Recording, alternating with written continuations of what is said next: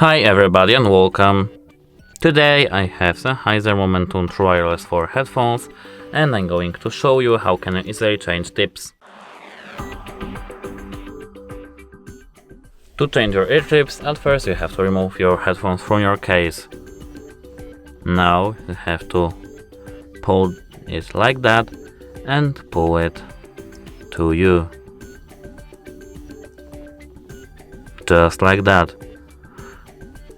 When you bring yourself a new one, you just have to do the same with your tip and then pull it on your speaker, on your headphone.